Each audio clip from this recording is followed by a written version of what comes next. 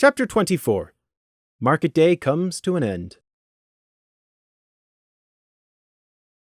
As it turned out, Gloom was not too sure what hoofball entailed either.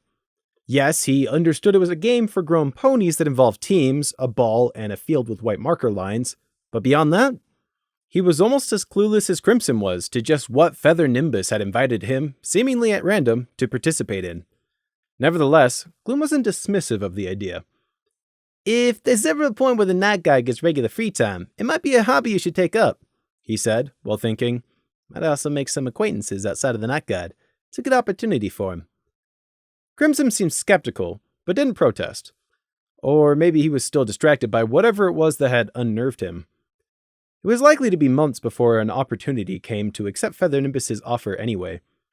Because none of this affected Prey, he didn't comment and just sat and sucked on his lemon sherbets. Sadly, he was down to his last one. "Let's go have a look around," Gloom announced, deciding to get them moving. "Look around? What do you think it is we've been doing for the last hour?" Prey responded. "Correction, you've been looking around this market district. We've been flying," Gloom pointed out. "Yes, and I've been patiently waiting here like a good little dog for your return, master," Prey thought sarcastically.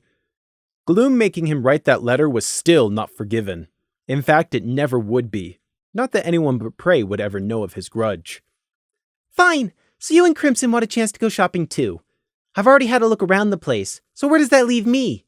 Prey asked, hoping it would leave him right here and comfortably alone again. "Good. That means you'll know where the good places are and can be our guide. We've plenty of time to kill, so let's get going. Lead on, Prey," Gloom ordered brightly, starting down the steps. "You're not getting out of it this easy, kid," Gloom thought. "Besides, it'll do us all some good to mingle." Of course," Prey thought with contempt. "I'd forgotten. Canterlot citizens are supposed to be our role models. How will we ever emulate them unless we wander around soaking up their daily foray into the mundane pursuit of gossip and drivel?" An hour later, they were still in the lower shopping district. Despite Gloom saying Prey should show them around, that wasn't what happened. Instead, Prey and Crimson followed the Thestral's lead as they wandered about. With the reapplication of his Dusk Pony amulet, Gloom had just become another pony in the crowd, same as Crimson, albeit two Pegasi who seemed to be squinting a lot more than normal in the sun. And now, Prey and Crimson were standing in a quiet pocket of space that opened up between a couple of street vendor stalls, eyeing each other and wondering what to do. With instructions to meet up at Princess Luna's monument in an hour's time, Gloom had given the two of them free rein to browse and look around as they wished, and hoofed them some of their allowance before disappearing into the crowd. Prey knew Gloom had been conducting a little test on them earlier, leaving each of them alone for a short period of time in an open environment to see if they would try to run. And now, for some reason, the results of Gloom's trust-building experiment meant that the sergeant thought that they could be trusted enough to be left on their own a second time. Gloom was far too trusting.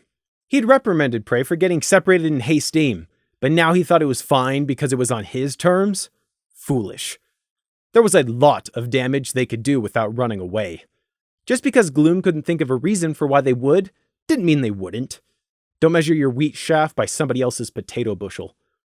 Or perhaps Gloom was just so tired of having to keep watch over them all the time, that at the first opportunity to catch a break, he had grabbed at it with all four hooves. This was supposed to be his day off too, after all. But whatever Gloom's motivations, that still left Prey and Crimson standing here unsupervised, looking at each other. Well, I'm not going to complain, Prey thought, and turned around to go and enjoy his extra hour of free time, perhaps find another candy store. Prey stopped and brushed his ear aside to look back over his shoulder. "Why are you following me?" "Is there a reason I shouldn't be?" Crimson asked. "Because you should go and do your own thing," Prey suggested quizzically. Crimson looked around, regarding the crowds coolly. "I think it would be better if we remained together. It will make it easier to rejoin Gloom later." "I don't think you quite get it. This is your chance to go look around and do whatever you want. Why do you think Gloom gave us each some bits? He wants us to get out of his wool for an hour," Prey explained with forced patience. But we've been through the market already, twice even. We've already seen all the shops. There is no reason to split up if there isn't anything new we haven't seen yet," Crimson said. Wrong. They had only seen about a third, but the fact that his statement was incorrect was besides the point, because Prey saw another motivation in Crimson's words. Crimson obviously thought it would be easier for him to fit in if he could just follow Prey around. That would not do. How can he not have realized the obvious yet? Prey thought, but he didn't say that. Instead, he studied Crimson for a minute, head tilted to the side and blue eyes considering. How to nip this in the bud? You might think you're special, but you're not, Prey said abruptly. Crimson appeared thrown by Prey's sudden shift in topic, but Prey wasn't finished speaking. No one's special, because everyone's special, so it cancels out. But sometimes, someone stands out of the background they've been cast against so extremely that others can't help but notice. What are you trying to say? What has any of that to do with this market? Crimson asked, looking around. Prey shrugged and hummed noncommittally. Not that much, I guess. Just remarking on how much you stand out. Crimson checked himself over, then the crowd again. I would say, he pondered after a moment, that you stand out more, Prey. You are the only non-pony I have seen in Canterlot yet. Missing the point, Prey sing-songed. Look, what happens when something stands out? Crimson thought for a minute. It just stands out. That's what it does, he answered, cautious about where this conversation was going. Prey grinned at him. Come on, you know better than that. Don't pretend you don't. Crimson didn't answer, but that didn't mean it was because he didn't know. His whole life, the Pegasus had been ostracized by his clan for being different. The tallest tree gets felled first. It was impossible that Crimson didn't know this lesson. Prey's grin faded. You. He pointed one small hoof. You stand out, he accused, and turned to go without further ado. And what of it? Crimson demanded, coming up swiftly from behind. What is that supposed to mean? Prey jumped backwards, putting some space between them. Don't touch me, he snapped, although Crimson had been nowhere close to doing that. You're not listening to what I'm saying. You stand out. That's bad. I stand out too, and so does Gloom. And together, we just stand out more. We're both different, yes, but there's no common bond, understand? We're not friends. I don't want a target on my back.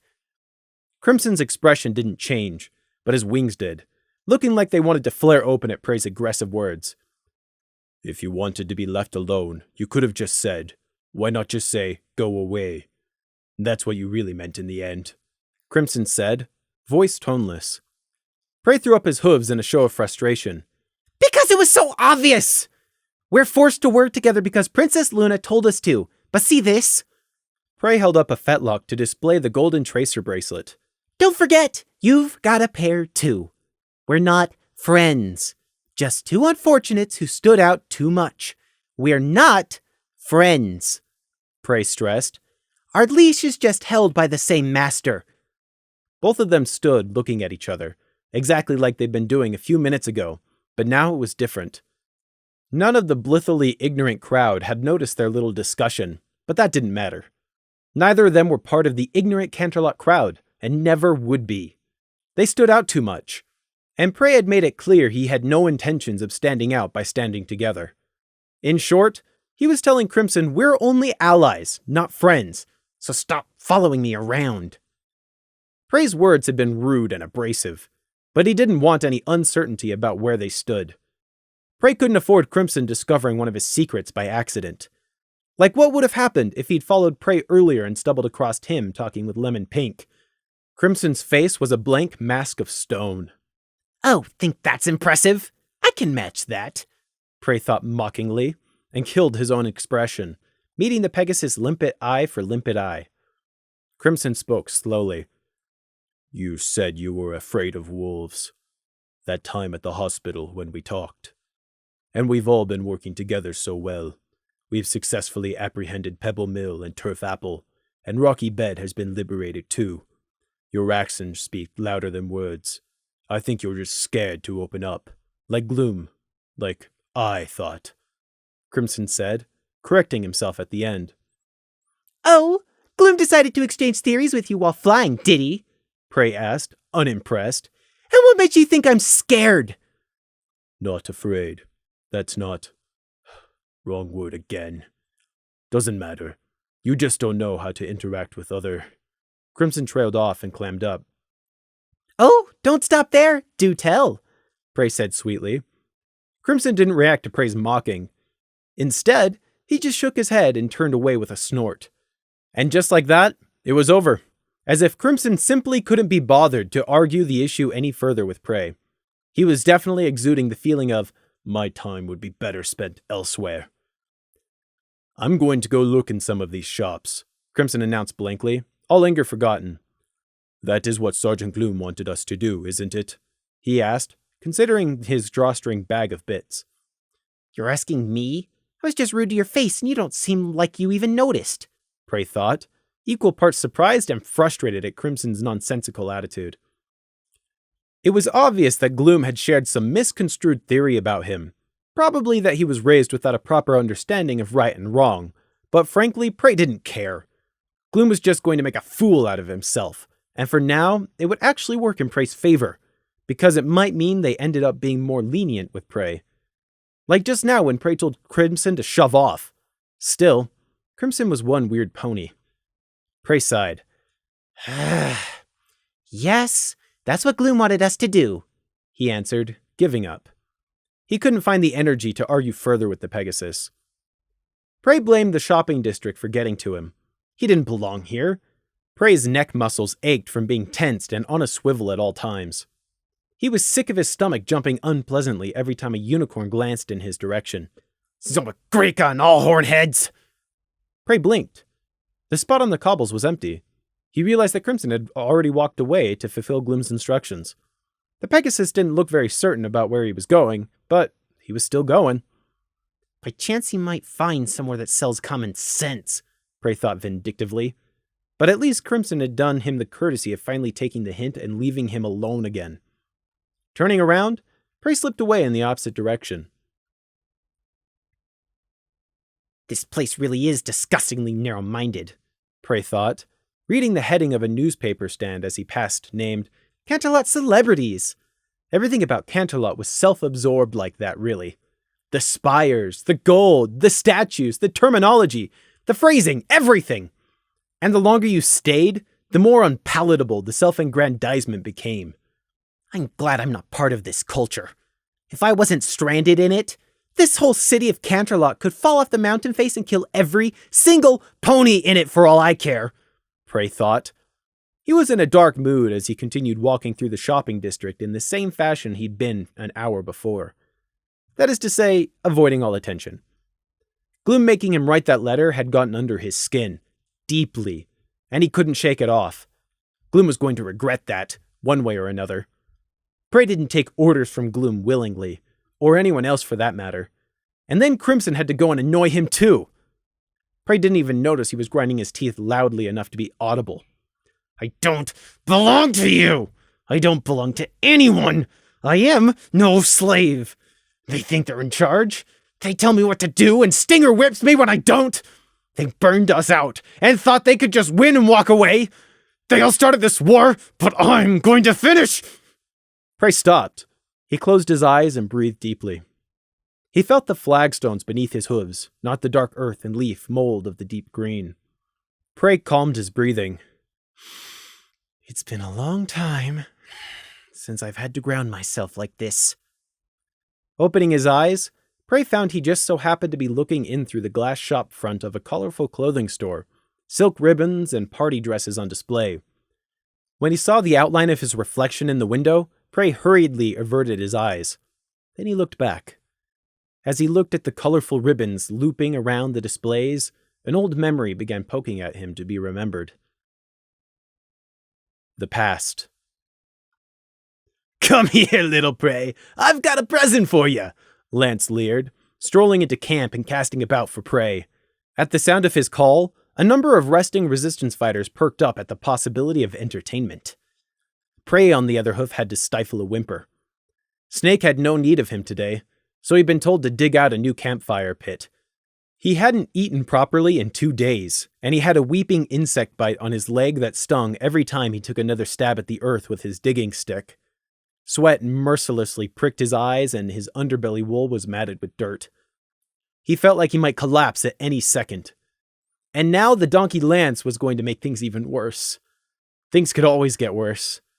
Prey wondered in dread what new form of cruel entertainment he was about to be subjected to. Oh, Prey! I've got a gift for a cute little filly here. Why don't you come over and I'll give it to you? Lance laughed. Lance laughed a lot. It wasn't the nice kind of laughter. Lance's insult wasn't a new one. Everyone mockingly called Prey a filly, a mare, a doe, a ewe, or the like because of his feeble appearance. He hated how it was too true. Big blue eyes and soft droopy ears did him no favors. Why me? Why me? Prey thought miserably. Climbing from his hole, it was distressingly easy. After all his painful efforts, the fire pit was only half done. If he didn't finish it by tonight, he would be punished. Again. There you are, little filly, Lance crooned, standing over Prey with gleaming eyes, mask pushed back. What do you want, Lance? Prey managed to ask. He didn't even have the energy to properly cower. He hoped Lance wouldn't hit him for not showing the proper amount of fear. Bad filly, weren't you listening? Uncle Lance went out of his way just to get a gift for you. Doesn't a good little filly deserve presents? Lance asked, then laughed at his own words. Prey in turn wanted to cry. He could feel the hotness building up behind his eyes, and it wasn't just the prickling sweat. Being called a filly was hardly the issue. In fact, if all the resistance did was call him a filly for the rest of his short, miserable life, Prey could count himself the luckiest sheep alive. No, it was everything else crushing him. Despair, hopelessness, hunger, fear, exhaustion, pain. The potent cocktail was drowning everything else out. But he wouldn't cry. Crying would make Lance happy. And then he would just be called his second most common nickname, Crybaby. A juvenile insult to be sure, but it hurt so much more than coward, wretch, or filly. It hurt because it was so impersonal. If they were using such a weak insult, it meant they were barely bothering to even acknowledge his existence. Filly or ewe, those were just descriptions with some accuracy. But Crybaby? They couldn't even waste the 2 seconds it took to come up with a more inventive insult. He wasn't a person, just an object that belonged to Snake and was occasionally useful. Lance reached under his grimy cloak. What does every filly need? A daddy to cry to? A dollhouse to play dress up with? A mommy to cuddle? Oh, I know! A ribbon for their mane! Lance brayed. He dangled a tattered blue ribbon in front of Prey's face. Prey didn't know where he'd gotten it from. The unfortunate family of a farm they'd raided, maybe. A family with a filly who'd had a ribbon. Did the resistance kill them? Prey felt sick. Here you go, put it on, Lance encouraged, shoving it repeatedly in Prey's face. A little filly needs to look pretty, and a filly like you needs all the help she can get. Quite a number of other resistance members were grinning or laughing too. It wasn't funny, but they didn't care. They lived with the threat of death hanging over their heads every day. It didn't have to be funny, just distracting. Prey had been too slow in responding. Lance wasn't a patient donkey, and he had a crowd to please. Put it on! He shouted. What could Prey do? Fight them? Say no? He could, but that would just annoy them, and then they would hurt him. Prey took the ribbon in a trebling hoof. He stared at the ground in shame, not looking at any of the laughing resistance as he tied the ribbon loosely behind one ear. Doesn't the filly look precious? So precious! Lance brayed, gesturing at the others to join in. The resistance is no place for a filly. Stay in camp and wash the linen. Going to see your sweetheart? Dance for him, perhaps? Yes, dance for us, little filly. Dance for us! Yeah, dance! Another joined in. Dance, filly! Dance! They ordered, mocking words liable to turn into blows any second if he didn't comply. So Prey danced to the best of his ability. Humiliation burned him, but it burned dully. Compared to everything else, what was this further shame? He shuffled and hopped awkwardly about, doing clumsy twirls until finally the last goat lost interest and someone threw a rock at him. Dismissed, Prey crawled away, a fresh graze to add to his pains. He was so tired. But he couldn't sleep. The fire pit had to be finished, or he would be punished. Only when Prey had awoken the following day, with back muscles cramping under the whip scars in the morning chill, did Prey find he still had the stupid ribbon tied to his ear. He went to angrily tear it off, then stopped. A feeling of rebellion bubbled up in Prey's heart, a reaction to all the helpless shame. When Prey limped through the camp that morning, he still had the ribbon in place. When Lance noticed, he laughed. "There's Runt Horseapple's head whacked! Now she really does think she's a pretty little filly with her ribbon!" Lance jeered from where he lounged. A few others looked up. "I do like it. Thank you very much for it," Prey answered. Lance scowled. "What?" Prey licked his lips. Thank you for getting me a present," he repeated. Lance got up. "Give me that stupid ribbon," he snapped. "But you gave it to me as a gift. You mean you want to wear it now?" Prey asked, eyes going wide. "What am I doing?" He could scarcely believe the words coming out of his own mouth. "Did Mommy smash you over your ugly little head as a babe?" Lance snarled, stalking closer. Prey's hooves shook, but he didn't back down. At this point, he was too scared to run, but his mouth kept moving. "So it wasn't a gift? But you told me to wear it," Prey protested. Snickers came from around the camp. Lance had enough of this stupidity. "Come here! I'm gonna..." Lance became aware that the resistance was laughing at him. Yesterday, they'd laughed at Prey. Now that Prey had turned the vindictive joke back on Lance, they also laughed. None of them were Lance's friends.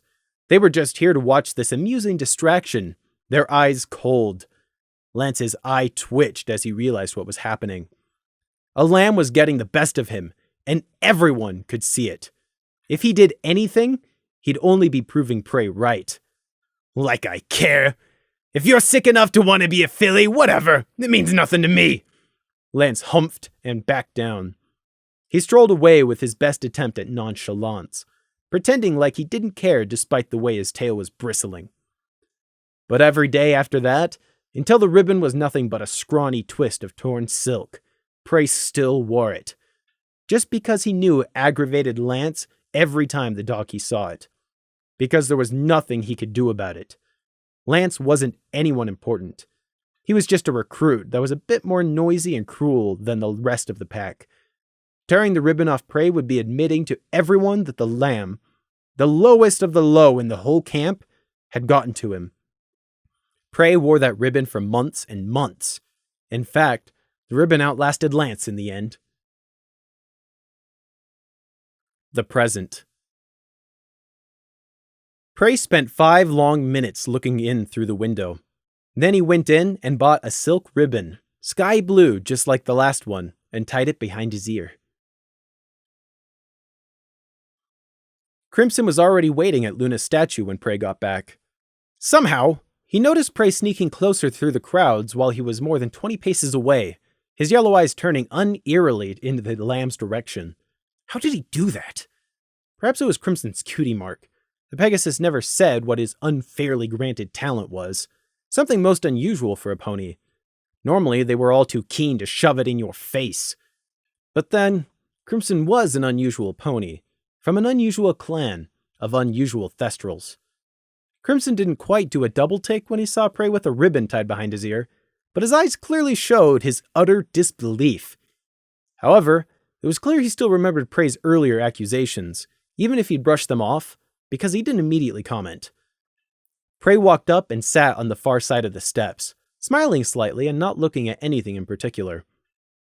3 times Crimson started to speak before thinking better of it, but his stare was still drawn back to the ridiculous blue ribbon every time. One open glance, a pause with mouth open, then a "not my business" shake of the head.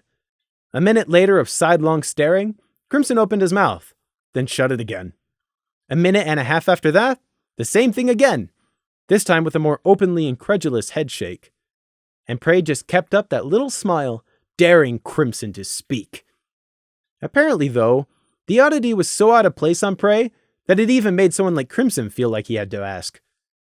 Whatever had been troubling the Pegasus It evidently wasn't as distracting as Prey was, because finally, Crimson decided he just had to know what weirdness this was. You have a bow here, Crimson said, gesturing vaguely to his own ear. It's a ribbon, not a bow. Prey corrected him without looking. Right. Crimson was left at a loss where to go next. Was he allowed to ask Prey why, or would he get chewed out by the runt if he did? He'd been told in no uncertain terms just an hour ago, "We're not friends." The socially inept Crimson didn't know how he was supposed to proceed. Crimson's dilemma was part of the reason why Prey was smiling. Nothing helped a spiteful mood like spreading it around. Crimson cleared his throat and tried again. It's a nice ribbon, he suggested. Why, thank you. That's very kind. You were unhappy that time, when Sergeant Gloom thought you were you. When we first met, I mean, Crimson stated, not quite asking the real question here. It's just Gloom today, again, and since he was wrong, why shouldn't I have been annoyed? Prey responded brightly. Crimson looked at the small box next to his side. Prey wasn't the only one who'd been shopping. But you went out of your way and bought a ribbon. That you're now wearing, Crimson pointed out. Prey smiled and played dumb. Yes, I did, and yes, I am. Crimson was left struggling for how to correctly verbalize his befuddled incredulity. Unfortunately, wordcraft wasn't Crimson's strong point. Eventually, he just threw caution to the wind and came right out with it. You don't want to get called a filly, but you bought a ribbon. You do this all the time, looking for an excuse to pick a fight. Trying to deceive every pony we meet doesn't make you smart, it makes you a liar, he told Prey, finally being open with his disdain. Prey kept the smile up and motioned Crimson to lean in close. Not close enough to reach, but close enough. You know, Prey whispered conversationally, it's really none of your business. But since we're work partners, I guess I can tell you that I don't give a flying toss. And if you try and take my ribbon, I'll kill you. Crimson jerked back, then snorted at the ridiculousness of Prey's threat, then realized Prey had been smiling, so he was obviously joking. But now, how was he supposed to proceed? Because what did somebody say in reply to that? Prey giggled at him, which only increased the Pegasi's confusion. What? He eventually asked. Prey only laughed. Gloom was a lot less circumspect on his return than even Crimson had been. You look like a little filly going to a sleepover party. Where did you even get that thing, and why are you wearing it? Prey's smile didn't slip even a single notch. In fact, it only got wider. You told us to buy something nice, so I did. You know, with bits and everything, no stealing this time whatsoever. And to your second question, I wasn't aware there was a law against wearing blue ribbons on Saturday. Gloom blinked, his initial bluntness fading as he realized there might be more to this seemingly insane fashion choice than he'd assumed. Am I missing something here? There's no way Prey doesn't realize how stupid he looks, so there must be a reason. Gloom considered. Perhaps I should refrain from laughing then. Right. So, you buy yourself a ribbon. Very nice. But why have you bought yourself a ribbon? Did you used to wear one back home? Gloom asked in confusion. It was the only explanation the sergeant could think of for this strange flight of fancy. Prey's eyes twitched. No, I didn't, he answered coolly. You do know that wearing ribbons is considered to be something that only mares and fillies do in Equestria, right? Gloom double-checked. He might not honestly know. I'm aware. Social norms of pony kind prohibits items of clothing or jewelry to be worn by members of the opposite gender from whom the item was designed for. One such item, ribbons, mainly associated with little fillies and their playmates. Prey elaborated with an affected posh accent, twirling the loose end of the ribbon around a hoof. Ah, so it's just an act of plain old rebellion. That makes much more sense. Gloom nodded to himself. Gloom was half right there, but as a Thestral, he was a bit of a pot calling the kettle black under these circumstances. If you want, I can show you the shop so you can get yourself one to go with that necklace and earring, Prey suggested, nodding at the Dusk Pony amulet and obsidian-clad stud. Perhaps Crimson would like a ribbon too. He'd get one to match his gold tracer bracelets, he joked. You've got them too, Crimson retorted. We could get a matching set then. Yellow would go nicely with your eyes when tied up in your mane, Prey mocked. Prey, can you just not? Gloom interrupted. And you know what? If you want to wear that, fine. It's no skin on my nose. You can deal with ponies calling you a filly without getting angry, though. You've no excuses now. Prey shrugged. You never stopped them in the first place. Without knowing it, Gloom had repeated almost exactly the same excuse Lance had uttered all those years ago. So it doesn't know you. Good, Prey thought. It was upon their return, having trekked all the way through the elitist snobbery of Upper Canterlot and back into the palace, that Prey first spotted it. How to describe it? How do you convey in words the unprecedented magnificence and awe-inspiring grandeur of what he saw? It was beautiful. It was stunning. It was aligned with perfection itself. In this disgusting swill of racism and blind ignorance that made up Canterlot, that such a place could exist only served to throw into stark contrast just how special the place which appeared before him really was. It was as unexpected as finding a moon rose in the middle of a swamp, or something equally as poetic. Prey felt his breath hitch as he looked in through the double doors and saw the cathedral-like setup inside, and to him, it was far more holy. Prey, keep up, no dawdling, Gloom called back, having just walked on past without caring what they were seeing. Prey's legs didn't move. What is that? He almost whispered. What? Speak up, Gloom said, turning around in annoyance. Prey's earlier rudeness had not been forgiven. What is that? Prey asked again, pointing with big eyes as a couple of unicorns walked out from the open doors, chatting quietly. That's the Canterlot Royal Library, Gloom answered. Now come on! But it's not even guarded, Prey protested, waving at the front doors. Inside and behind the reception desk, the rows of bookshelves went on and on. It had a whole extra floor above, and Prey couldn't even see the end of the ground one. That's because it's open to every pony, Gloom said. Well, every pony who's allowed in through the palace gates, he amended. So, anyone could just walk in and take any book they want at any time? Prey asked incredulously. Nah, not just any pony, Gloom sighed as he realized they weren't going anywhere just yet, Twell swishing in annoyance. He sent an apologetic look at Crimson, who was standing patiently carrying his box. Gotta deal with the kid here, the look said. Look, if you want to go into the library, now isn't the time. So that means anyone can go in there then, Prey pressed. Well, no. You couldn't just walk in off the streets. As I already said, you have to be allowed in through the palace gates first. And no, you can't just take the books anyway. There's only some that can be taken out, and you need to register for that. And most of the library is restricted anyway. Restricted? What do you have to do to get permission? Prey was quick to ask. I don't know. Probably be a scholar or something like that. We aren't assigned to go into the library, so it was only briefly covered in the induction. Most pony visiting researchers, and you need to get a written recommendation from a professor or something like that for access to any books above grade 1. How many grades are there? I don't exactly remember. It was over 2 months ago, Prey. 6 or 7 levels, maybe? Why are you so interested? Gloom frowned. Prey stared at him like he was mentally deficient. Then back at the library. That place! It's full of knowledge! Learning, magic, spells, theories! How are you not interested? He asked, voice an octave higher than normal in his excitement. Prey had literally killed ponies for half a burnt page of magical knowledge. And now before him was a whole library, holding more books than he'd ever thought existed. Prey wanted to go in. He wanted to read it all. He wanted access to that knowledge. 57 years he'd been mentally starved. But now he'd found a room the size of a mansion. No, 10 mansions full of books to feed his greed. I thought you said you never went to school, Crimson said, reminding them that yes, he was still there. We had no schools in the village. It's not that I didn't go, but what does that matter? There's more books than I could ever read in there, Prey said, eyes still glued to the library's doors. Crimson blinked. I would not have thought. Well, academia does sound like you, actually, he commented.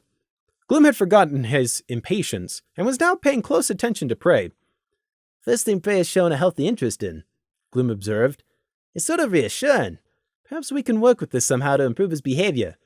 Prey liked the sound of Gloom's thoughts right now. He needed to find a way to play along to get Gloom to implement his idea. If Prey needed to sacrifice something in return, so what? It would be more than worth it. I always wish I could have gone to a school. Is there any way I can get a pass into the library? Prey asked. Come on, I'm giving you a big, obvious bargaining chip here, he silently urged. Well, the worst they can do is say no, but not today. We still got stuff to do before we restart our shift, Gloom said, already thinking of when they might be free next. But that's a yes then? Prey asked, head turning back to the library. There's so much we could learn in there. Cultural diversity, history from across Equestria, astrology, geography, Canterlot's foundation. They might even have texts that survived from when Princess Luna used to rule, he listed, purposefully suggesting topics that he knew Gloom would approve of. It'll have to be some other time, I'm afraid. Come, let's go. But you can come back later, Gloom reassured Prey. Prey wasn't prepared to leave it at that. He'd practically straight up told Gloom he was prepared to make almost any concession to get access to that library. Improve his attitude, be politer, increased obedience, solving a case. But Gloom didn't seem to have taken the hint. Prey needed to do something to resolve this. Thinking quickly, he spoke. Or maybe I shouldn't go in. Crimson's right, I've never even been to a school. There's probably a rule that you can't go in if you don't have a library pass. I don't think they would let us in. Yeah, they wouldn't let us in anyway, Prey said, completely backtracking with an apparent onset of sudden nerves. He'd chosen his words carefully. Gloom, who wasn't a bad person, would now feel guilty if he felt he was the one denying Prey this opportunity. I'm sure there's no rule like that, Prey. It's open to every pony, remember? We just can't go in right now, Gloom told him. As a Thestral, whose cultures held a deep respect for the past, Gloom was automatically approving of Prey's desire to study Equestria's history. You sure? Prey asked. I can't think of any reason why we wouldn't be allowed in, Gloom shrugged. But some other time, understand? Crimson can go in with you next time we have a day off. Crimson blinked. I will be. If you want to. Oh, thank you, sir. Still off duty. It's just Gloom. Success! Prey thought gleefully, still not quite able to believe it had been that simple. Already he had plans to see if Lemon Pink could gain access to the library. He wanted to know what lay in those restricted sections. Their unexpected day off had unfortunately come to an end. It had been an interesting experience for both Prey and Crimson. It'd been a remarkably profitable day, too, by Prey's reckoning. He'd been given an account of money, however uninteresting, it was still useful. Lemon Pink had checked in. He'd experienced lemon sherbets, obtained a replacement ribbon, made a number of plans for the future, and to top it all off, he'd been promised to access, at some point, to the library. And not just any library, the Royal Canterlot Library. However, all good things come to an end, and the more unprecedented the period of relief, the sooner life found a way to end it. That meant that they were back in their armor, well, 2 of them anyway, in their office, trying to find a lead in the mini mountain of reports related to the salt trade. Since there was still no furniture for the office, they were stuck working off the floor again. No real surprise there. Starry Wing had probably been fed a plate of placating lies by the requisitions department about how the paperwork was still being processed, Prey bet. Idly, he flicked over another file, taking his time and making it look like he was busy. Almost all these reports were utter hogsweed. The giant, stinging, painful, skin-blistering kind. The only way the IS&D would ever make a breakthrough into this underground salt operation was by either pure dumb luck or some new discovery. Everything in these reports was already weeks old at best. Gloom, who was trying to find the report he'd placed down only a minute ago, it was under the blue folder, knew it too. But with only 3 of them, there wasn't much they could do to go out and gather the information themselves. By necessity of its small size, the IS&D was a reactionary unit. This was proved all the more by the stakeout operation taking place in the 3 towns Prey had identified, Cartwright, Homestead, and Cole Clack. The IS&D weren't numerous enough to do it themselves, so night guards had to have been drafted from other places in the already strained guard roster. Has any pony seen what I did with Hemming's report? Gloom asked, finally giving up on finding it by himself. Which one was that, sir? The one about that unicorn who they thought was secretly using on the train, but there was no evidence, Gloom said, as if the report's contents would somehow help them find the misplaced papers. To Crimson's credit, he at least attempted the futile endeavor before giving up. Sorry, sir, I can't see it. Gloom cast about again. Pray, did you see where it went? Did you put it under another file? Pray suggested to jolt his memory. No, yes, I think I did actually. But where? Aha! Gloom pulled out the report from under the blue file as he finally remembered it. A bit distracted, are we, sir? Pray asked sweetly. Gloom has always let the minor rule infraction of mocking an officer pass. Pray never did it in front of other officers, or anyone else really, so whatever, sticks and stones and all that. Will they catch the riot instigators tonight, do you think, sir? Crimson asked, voicing what was distracting Gloom. He didn't ask if, just when, complete faith in his fellow night guards. Doesn't seem likely. It'll probably have to be a full week of stakeout before we can spot a pattern, Gloom said, sharing his conclusion. Telling you, it's the sharecroppers and the Holder campaign leaders, Pray said, not looking up. His hoof rested under the report, supporting the open file and also incidentally hidden as he drew a rune on the floorboards. The final rune, Janat, rolled off his hoof and slotted into place, and Pray felt the array click. It wasn't visible, but the whole workspace they were standing on was actually now one big runic array. It wasn't the only array either. The whole office was littered with runes, but only Pray knew where they were. Over the past week, he'd been slowly adding them, one painstaking rune at a time. Gloom and Crimson hadn't a clue what danger lay under their hooves as they clopped around the office. For now, the runes would simply remain passive and accumulate energy. But when the time came, they would only need a touch. And then, ponies will die. Gloom's prediction that it would take at least a week before anything was found in the staked-out towns was completely inaccurate. How did Pray know that? Lieutenant Screech kicked in their bunker door at 3 a.m. and shouted, "We've caught one! Captain Nighthawk says you're to interrogate them, right now!" Gloom struggled from his bunk, kicking the covers aside and fumbling for his armor. "Yes, sir! We're coming right away! Crimson, stand down! Pray, get out from under that bed and hurry up!" Crimson's shape lowered his wings and uncrouched from a fighting stance. "Oh, yes, sir," he said, tone still muddled with the adrenaline and sleep. Pray, not being a Thestral or having been blessed with good night vision like Crimson, was lucky he didn't have any armor to put on in the dark. "Haven't you ever heard of knocking?" he thought venomously as he crawled out from under the bed where he'd hidden on instinct at having someone yelling and smashing through the door in the middle of the night. Captain Nighthawk was waiting for them outside the holding cells. Pray wondered if the coin-flipping warden was still on shift at this time or not. Nighthawk didn't waste time and got straight to the point.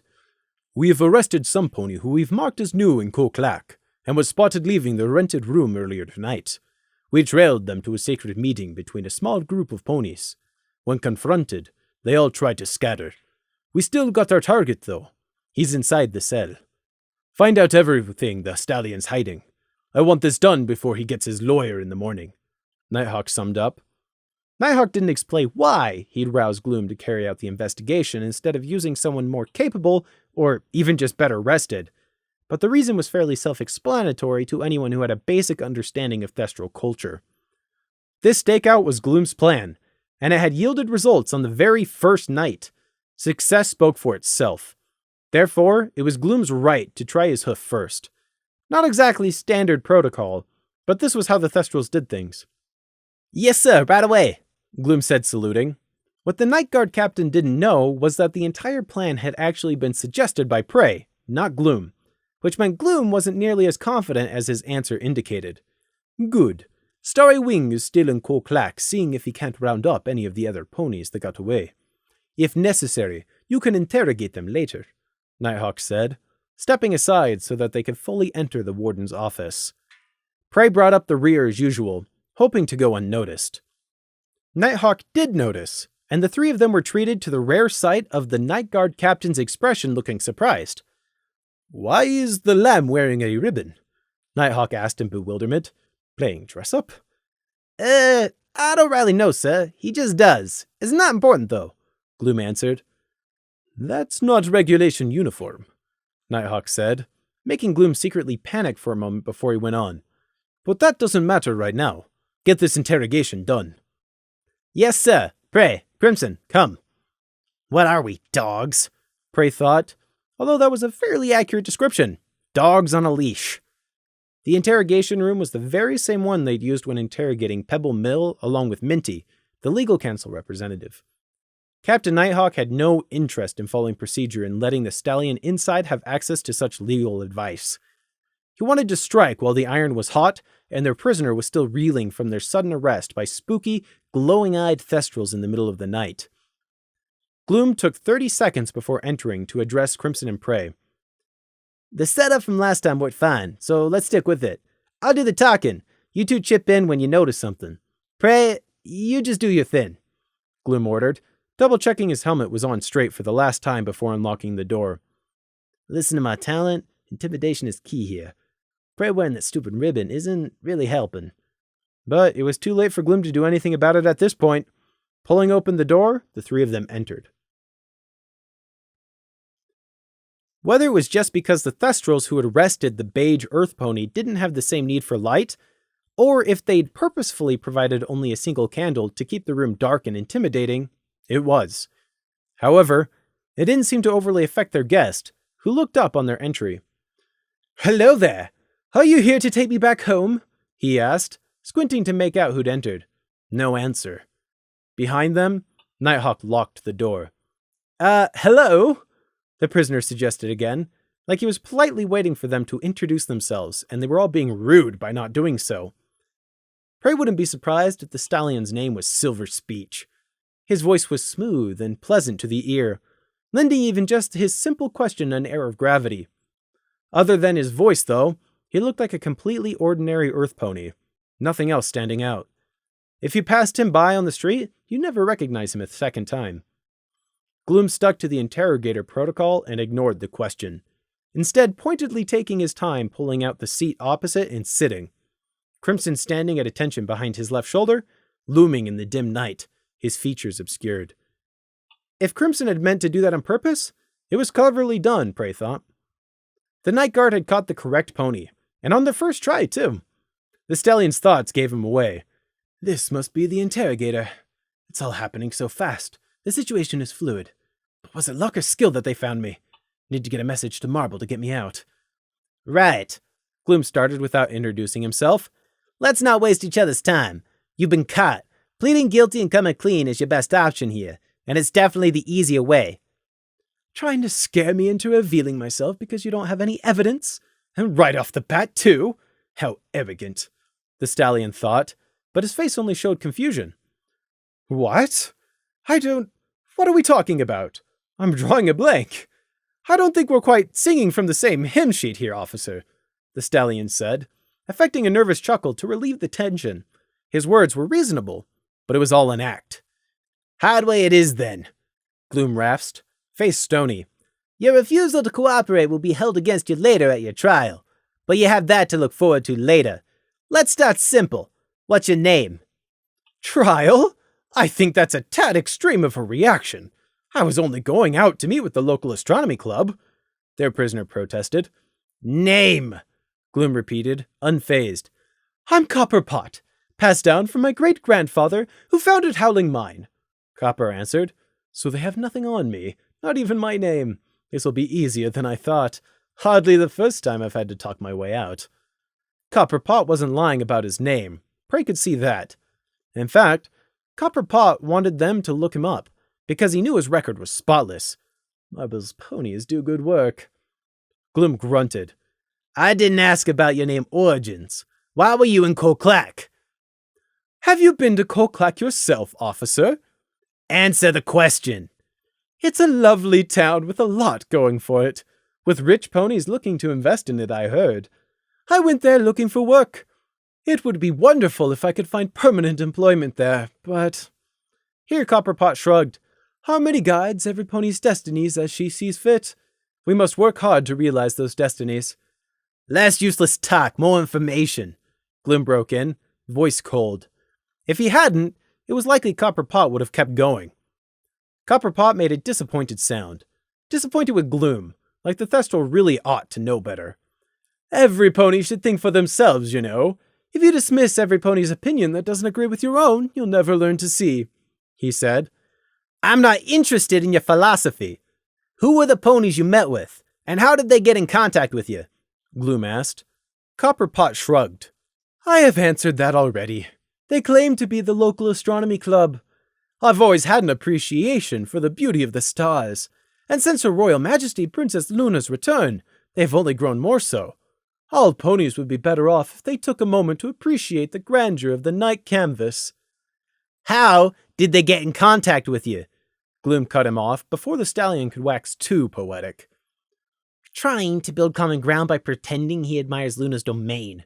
Could you get more obvious? Prey thought.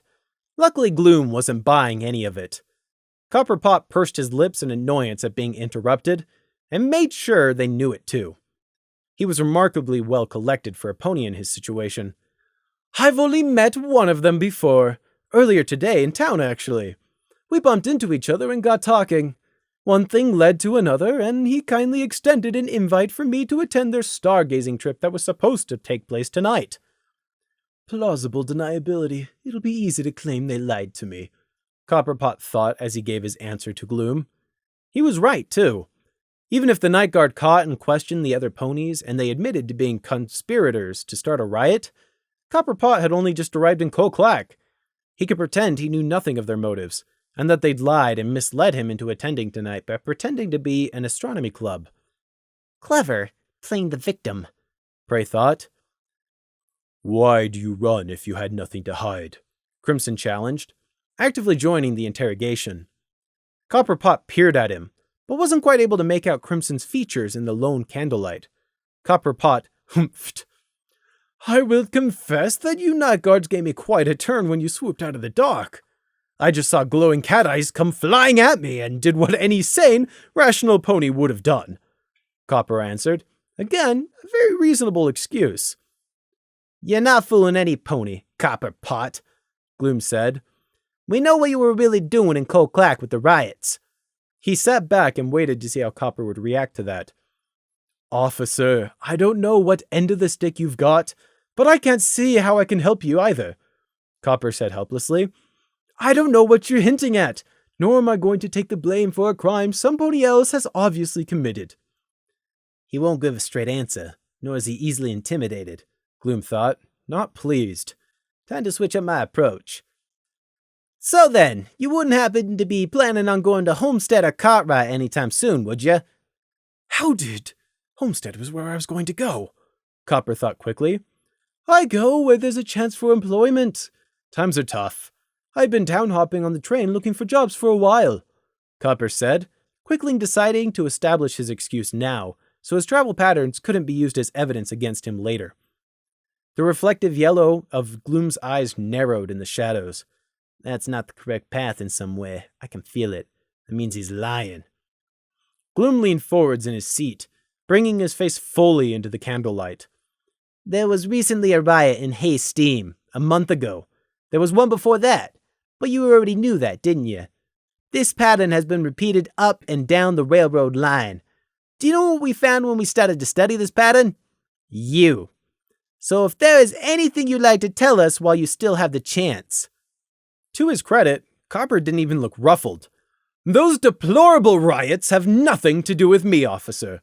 I detest violence as any civilized pony should, and I have no hoof in this rabble-rousing. I can't be held accountable for your failings. Copper returned heatedly, gesturing. I don't know why you've singled me out, but I am innocent. I will swear before Celestia herself. It doesn't matter how many times you ask, my answer will not change. An innocent stallion cannot change his answer. You've abducted me without cause or provocation, held me at fear for my own safety, and now think to try and scare me into allowing myself to be framed? Well, this free stallion says no. Not now, not ever. It was a good performance. If Prey was easily swayed, he might have even believed it. So genuine was the conviction in Copper's voice. It was easy to see why the stallion hadn't been caught yet with a talent like that, and how he might have started all those riots from the background. Prey could read the doubts creeping into Gloom's head that they might have got the wrong stallion. Despite his own cutie mark, Captain Nighthawk, and the pattern all telling him otherwise. Such was Copperpot's power of persuasion, it enough to make Gloom think twice, but far from enough to convince him. I'm threatening you because you should be afraid. You're facing dire charges, and this is your one chance to come clean. We don't have to offer you this chance. By the moon, I could still be enjoying our bed rather than sitting here talking with some pony like you and listening to all your sordid excuses. Gloom shot back. Prey could let them continue on with this back and forth however long it took, but he'd rather not. He got little enough sleep at night as it was, so when he was resting, he preferred to remain uninterrupted. But no, they had to wake me up for this farce instead. Prey spoke up, making Copper, who hadn't even realized Prey was in the room yet, jump. Sir, I don't think Copperpot quite understands who's holding all the cards here. Perhaps, Prey continued brightly, it would help dissuade him from bluffing if we were to show him our hoof of aces, so he folds and stops raising the bid, so to speak. Who is... You've brought a lamb in here, Copper protested. Opportunity, he thought in glee. You were right, officer. This is a farce, and I'm not going to be a part of it. I don't want a child spreading fool's tales. Be quiet, Gloom snapped. No, this is ridiculous. I am being imprisoned on false charges, and you're treating it as a joke. You've denied me my legal rights, and now you're bringing in fools. I said be quiet. I will not. I have a right to be heard, as do all good ponies with a conscience. Sit back down, Crimson warned Copper quietly. Copper snorted angrily. Sitting or standing, I will stand up for myself. Do you think just because some pony who abuses their authority tells me to do something, I have to do it? Your father would be ashamed of you. Copper couldn't have known the details, but somehow he'd guessed. Something said or some expression during the interrogation had tipped him off that his father was the weak spot for Crimson. Be silent, Gloom shouted, fangs flashing in real anger as he came to Crimson's defense. Copper instinctively recoiled, as anybody would have when snarled at, especially a pony. It was only for a moment, though, then he retaliated, knocking his seat back and banging his hoof down on the table. You can't threaten me! Your Tortalian approach of might makes right does not... Copper was interrupted for the third time, but in this case it was because of the wing edge he'd suddenly found pressed across his windpipe. Sergeant Gloom told you to sit down, Crimson said. If Crimson had been wearing wing blades and at that angle, he would have been able to slit the artery in Copper's throat with a mere flick. Crimson appeared very calm, not letting Copper's insult get to him. And if his wing trembled with the strain of not finishing the strike, well, only Prey and Gloom were there to notice. Sit down, now, Gloom joined in. His gaze was locked on Copper, but his attention was on his subordinate, Crimson. Copper didn't really have a choice in the matter, but his glare of righteous indignation didn't falter as he was forced to pull his chair back up and sit. Gloom made a motion with his wing to Crimson, who nodded back. Satisfied that Crimson was okay, Gloom himself stood. Good. Keep Mr. Copperpot there for a minute. I want to talk with Prey. Oh, and make sure he stays quiet, too, he added. Gladly, sir, Crimson acknowledged. Prey and Gloom retreated to a dark corner while Crimson stood sentinel over Copper. Prey didn't stand too near to Gloom, but although they hadn't moved more than 3 yards away, Prey knew how to pitch his words so they wouldn't carry. Prey said something to Gloom, who then asked a question and Prey nodded. Apparently satisfied, Gloom returned to retake his seat. As he did, Crimson smoothly removed his wing and stepped back to his position at the sergeant's shoulder. Regrettably, Left Copper was free to pick up where he'd left off, which he wasted no time in doing. This isn't right, and you know it! Bullies, that's what you are! Do you really think this is upholding the virtues of harmony? Prey knew the stallion wasn't stupid. If he was purposefully playing the antagonist here, ignoring Gloom's order to be quiet despite how it would get him into more trouble, there must be a reason. Therefore, his bluster must all be part of some plan. Gloom didn't give him the chance to finish it, however. You have instigated the riots across over a dozen towns for more than a year, Gloom stated, silencing Copper. Gloom continued to speak carefully as he listed everything out, slowly gaining steam. As a direct result of your provocation, multiple livelihoods have been destroyed. Minor and serious injury of multiple ponies has occurred. Indirect grievous bodily harm to multiple victims. Months of civil unrest. Disruption and destruction of public resources. Untold counts of private property damage, public property damage, royal property damage, and all done with malicious intent. You've caused so much damage that I don't even know the exact figures. Gloom stopped to take a breath. Copper Pot, for your crimes, you're going to be in prison until you're old and gray. There is no action you can take to change this. I'm not threatening you here. I'm telling you the facts. How am I supposed to justly defend myself when you've already convinced yourselves I'm guilty? Look at me, Copper. This isn't a joke or a lie or a bluff. I speak with the authority of Princess Luna here. You are going to prison. Look me in the eyes and call me a liar. Copperpot did meet Gloom's eyes, and he met them with another protest hot on his lips. But whatever he saw in the Thestral's eyes finally convinced him that Gloom wasn't bluffing, and the protest withered on his tongue. No way, impossible! He knows. No, he can't possibly know, but how? When? Where? Finally, Copper seemed to remember what he'd been doing. He couldn't just sit here dumbly. He had to defend himself. What kind of due process of law is this? You haven't listened to any of my explanations. You aren't even conducting an interview here. You're just accusing me with whatever slander you can make up. Gloom, Crimson, and Prey didn't respond. They just stood and waited for Copper to realize the hole he was in, and that there was no rope long enough for him to climb out with. Copper's denial of the facts was perfectly understandable. He simply couldn't afford to believe Gloom's words, because if they were true, then he was going to prison for the rest of the foreseeable future. At this point, Copper had nothing to gain by admitting guilt, and the more they pressed, the more vehemently he would deny it. Even if Copper knew it was pointless, he was too afraid to give in by this point. That was why Prey had told Gloom if they wanted to get Copper to confess, they had to offer him a way out. That or torture. Gloom, of course, had gone for the non-resistance option. You are going to prison, Gloom repeated. Accept that. The only question now is, will it be for 50 years or 40 years with the chance of parole at the end of it? Is your choice. It was obvious what Gloom was talking about. A plea bargain. Would Copper seize upon it, though? Copper didn't say anything for a full minute as he sat there, eyes slightly too wide and not looking at anything as it began to sink in. More than anything, it was their silence that was convincing him they knew he was guilty. No, I can't go to jail. I can't! What if... No, they're too strong. Copper was beginning to truly panic. Perfect. My turn, Prey thought. Now Copper just needed a little bit more convincing, and he'd do almost anything. At this point, it's fairly obvious that you're out of options, Copperpot. Prison or prison. They're going to snap a pair of shackles on your hooves, and they're never going to take them off. Clink, clink, clink, every time you move. Can you imagine that for me? Prey asked cheerfully. Take a second to think about that. You're going to spend every minute of every day shuffling around in chains. You're never going to run again, even after you're released in 5 decades' time. Your legs will have shriveled away, your muscles wasted. You'll need a cane to even get to the bathroom.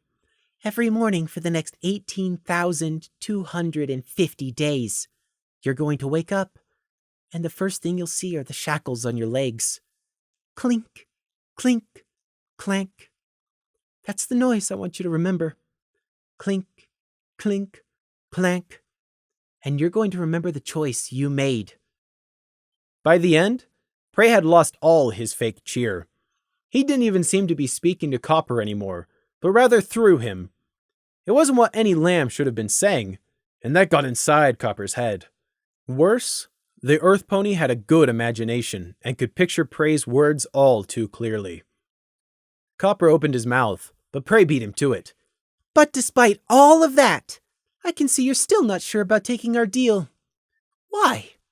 Because you're afraid. Afraid what your employers will do. Their influence runs deep, and they play for keeps. Prey shrugged. Don't say anything. That's fine. We don't need you. Rot in prison for an extra decade. Those politicians you're so afraid of will be joining you before the month is out anyway. Copper's ears went flat. Politicians? They really do already know. Oh, Celestia, they already know. Of course they didn't actually know. Well, the Night Guard didn't know. As far as Gloom was concerned, this was merely a bluff he'd agreed upon at Prey's suggestion. They didn't say any names, but they said enough for the scared Copper Pot to think they knew. They already know. Is there any point in not saying? I don't want to go to jail. Oh, Celestia, help me. 50 years. No, but it could be 40. Yes, no. They'll get me. But the guard already knows, so it's not like it'll matter. Copper's expression was a picture as hope warred with fear on his face. There, Prey thought. That was the look he'd wanted to see after their bluff. Hope. Because hope can be such a cruel thing. Prey shook his head to himself. He didn't think Copper understood yet what was coming. The years of insanity-inducing monotony ahead. And with nothing and no one to grasp onto. They were not sentencing him to death. They were sentencing him to a slow death. Copper couldn't imagine it. Not yet. He had no idea what was coming. After a year, with no end in sight, then maybe he might begin to grasp it. Would he commit suicide? Prey could only wonder. Copper swallowed. I don't want... What are you offering? He finally asked. No more than what we've already said. If you give us something useful and testify in court, Gloom said. Copper flinched. I can't testify in court. That's not possible. This isn't a negotiation. You will be testifying in court. Either you take the offer, or you rot in prison for an additional decade, Gloom told him. But if I do that, they'll see me. They'll know it was me who talked, Copper protested, a scared whinny working its way into his voice right at the end. Already Copper had completely forsaken his earlier assertions of his innocence and swearing before Celestia, now that he believed it was useless. Now, he was having to face the cold, harsh hoof of reality head on. Gloom and Crimson were not sympathetic in the slightest, not after all the harm Copper had done. You don't have a choice, not if you want this deal. If you'd led a good life, it wouldn't have come to this. You reap what you sow, Gloom said, folding his hooves condemnedly. No, I can't! I want anonymity. If I talk, I want it to be kept a secret, Copper said. No, you'll stand up and testify in court. But they'll kill me, Copper pleaded. Whether he meant that literally or figuratively wasn't clear, but Gloom remained stoic. The trial will be carried out under Her Royal Majesty's authority, as it falls within the Night God's jurisdiction. The hearing won't go to the Supreme Court, but the Royal Court. You'll be testifying before Princess Luna directly. There is no higher authority or power in the land, and your employers will both be sentenced at the same time and sent to prison, but you'll be safe from them. I want anonymity, Copper still insisted. Tell you what, you confess right now, and I won't push for your sentence to be extended to 60 years instead, Gloom suggested, completely mercilessly. Prey approved of his approach. You can't do that! Of course I can. All I need to do is speak to the captain. No! I'm taking the deal! Stop being hasty! No deal until after you answer our questions. Then, if your information measures up, then we'll think about it, Gloom said. Copper was backed into a corner and he knew it. He shrank down in his seat, breathing erratically. Was this really the stallion that had orchestrated months of riots and civil unrest secretly without any of the towns even being aware that they were dancing to his tune, now cowering before them?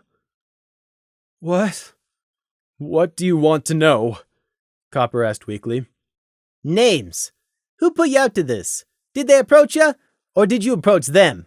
When? What did you agree to do for them? How or what were you paid, and how much? When and where are you next scheduled to meet with them, and how do you communicate? Prey put in. Your choices have hurt many ponies.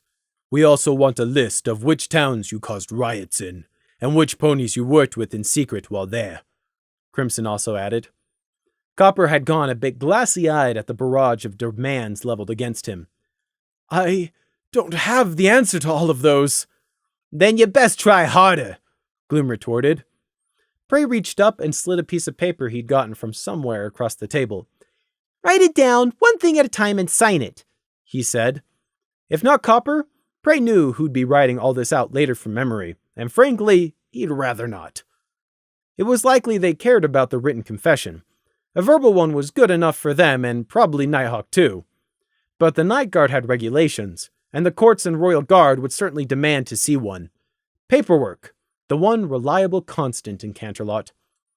Gloom and Crimson loomed over Copper while he dejectedly wrote by candlelight, like a pair of yellow-eyed vultures around the carcass. Copperpot knew it was over for him. Everything that happened next, he would have no control over. I'm just going to be a puppet dancing on strings. Why, oh why wasn't I more careful? He thought miserably. Copper finally finished crossing the last T of his name and put the pencil down. Read it, Gloom ordered. With lowered ears, Copper picked it up and began to read out loud. Wheat contacted me 11 months ago in April. He sent me a letter saying he had a service I could perform for him. We only ever met in private hotel rooms, and he always had his personal aide remain outside. He told me he wanted me to create civil unrest in the railroad towns. He offered 1,000 bits per town, another 10,000 after the elections, and 400 acres of land with a large house if he won the vote.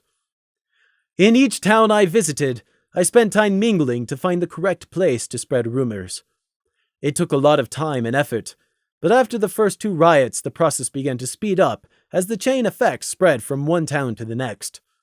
My work changed from starting civil unrest to maintaining the momentum. Wheat Plow agreed the progress was good, and pushed me to ramp up the disturbances. We didn't meet in Pony often. Contact was mostly done via sealed letters. He just used the normal post, but he never wrote down anything sensitive. Only places and dates. I was to write a check-in letter every week or whenever I got into a new town. I never worked with any pony else. I joined local political talk groups if I thought they could be used to achieve my goals and stirred them up. I didn't give them my real name. Wheat Plow hasn't arranged a time to meet next. I sent my check-in letter yesterday afternoon. Signed, Copperpot. Captain Nighthawk finished reading and put the confession down. Do you have any thoughts, Sergeant? I don't think he was lying, sir. Or if he was, it was only in part. We have what we need to lock him and his master away. I didn't expect it to be the leader of the crop shares himself, though, Gloom said. How did Prey guess that? Nighthawk's face remained expressionless as he thought, but it was clear his mind was racing with the implications. The 3 of them stood in front of his desk, waiting. Wheat Plow. This will completely change the elections when it gets out. Big Fields will take the election by storm instead. Nighthawk went silent for a minute again. The crop holders are the only ponies who are going to benefit from this. Are you sure there is no possibility that this was all a setup?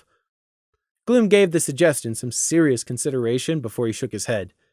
No, I'm afraid not, sir. Nighthawk grunted and stood up.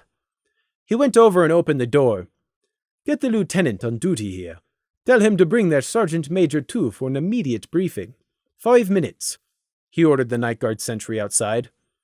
Closing the door, Nighthawk moved back around his desk. Wheat Plow, huh? He committed to no one in particular. As the captain of the Night Guard, of course Nighthawk would be well informed about the political goings-ons of the country, and be keeping a close eye on the big names.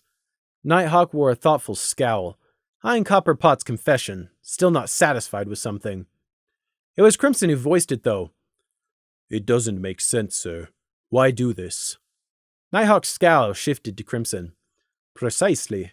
Why do this? Give me your opinion. Crimson thought for a moment, shuffling his wings. Well, sir, why would Wheat Plow hire Copperpot to start these riots on his behalf? He doesn't stand to gain anything. Starting riots won't get his candidates' votes. I mean, Copperpot started riots with the crop sharers and the crop holders both. Gloom nodded and joined in. That is why Copper was so hard to catch. He wasn't targeting just one political group, so there wasn't a pattern. None of this creates any benefit for either side. Then we obviously do not have the whole picture, Nighthawk stated. Wheat Plow must have some other objective. Then perhaps none of this is about winning local seats for the election at all, sir, Gloom suggested. It doesn't matter either way. We'll learn everything from the stallion himself when we kick in his door tonight, Nighthawk decided. By the sound of it, kicking in Wheatplow's teeth might also be on the agenda. Yes, sir, Gloom answered, extremely pleased to hear it. Not you, Sergeant. Sorry, but you're sitting this one out. Your unit isn't suited for a raid, Nighthawk said, looking towards the one person, Sheep, in the room who had so far been quiet. Gloom was disappointed, having been the ones assigned to solve this case, but Captain Nighthawk's reasoning was obvious. Yes, sir, he answered. Wheatplow wasn't living in Canterlot. He had a country mansion outside of the city. Thus, a night flight and sky chariots were the fastest way to travel. Bringing a non-combatant and non-magic user like Prey, who couldn't even fly, was a complete waste.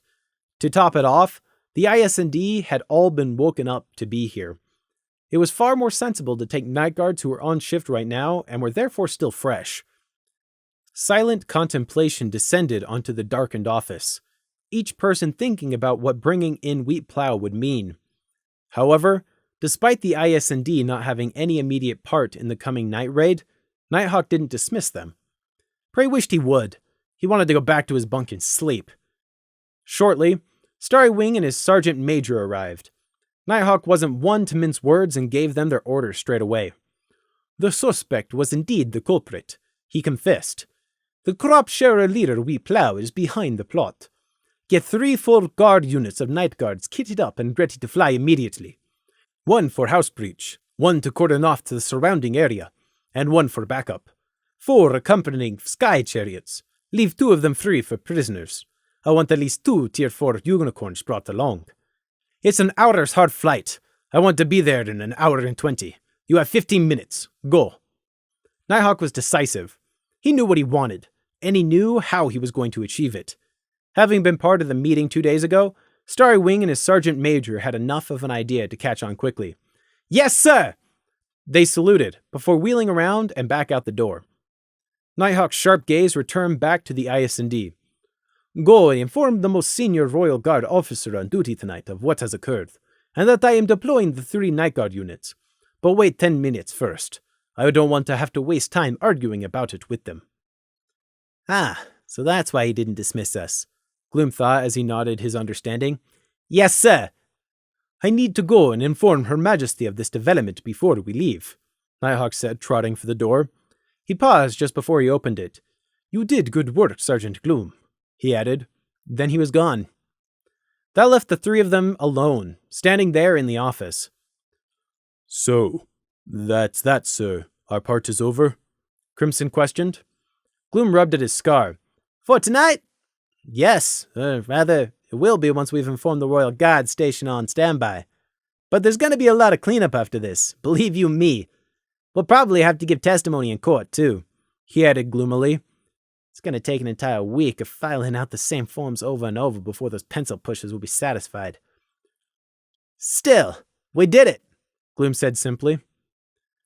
We worked everything out, but we're not finishing the fight. I mean, we're not the ones bringing in Wheatplow.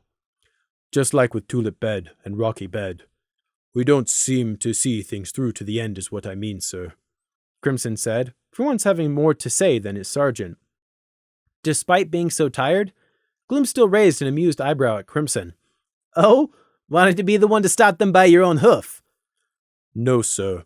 As long as Wheatplow is stopped, I do not care. I am not used to having somebody else there to help us all, Crimson answered. That's the Night Guard. Think of it as one big team. All of our work is to benefit each other and honor Princess Luna. Then, after a moment, Gloom spoke again. You were right about it being the crop holders and sharers all along, Prey. How'd you know? 6 minutes, Prey said. Pardon?